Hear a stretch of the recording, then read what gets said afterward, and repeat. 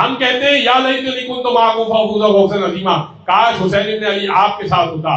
وہ بھی یہی کہتا تھا متوکل، یا لیتنی کنت معکم.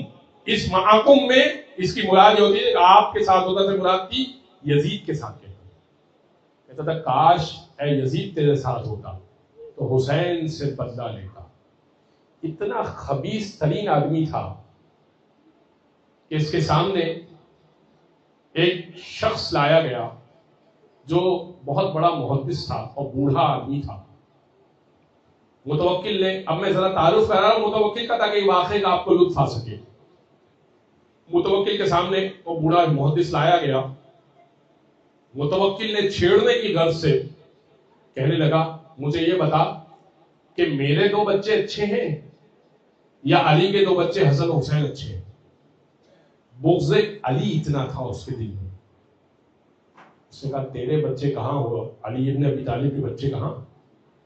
کہا میں نے رسول خدا کے سلسلے سے ایک حدیث سنی ہے، یعنی مجھ تک پہنچی ہے کہ من احبہما، رسول نے دونوں بچوں کو اپنے ساتھ رکھا تھا، حسن و حسین کو اپنے ساتھ رکھا تھا اور فرمایا تھا من احبہما فہوا فی الجنت معی.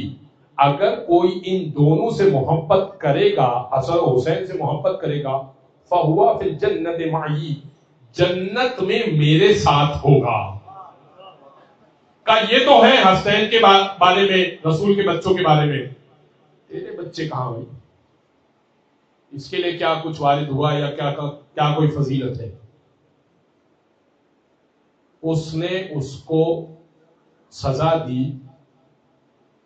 1000 کوڑے کی. 1000 کوڑے میں انسان مر جاتا ہے، بعض دفعہ 50-100 کوڑے میں مر جاتا ہے. 1000 کوڑے کی سزا دی.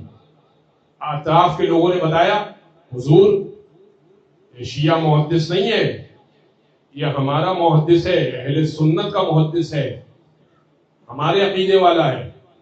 کہا اچھا چلو پھر سزا کم کرتا ہوں، 500 کوڑے مارو. کہا کیوں؟ اب تو آپ کے عقیدے والا ہے نا. کہا نہیں، بھرے دربار میں حسن حسین کی فضیلت بیان کیسے کی؟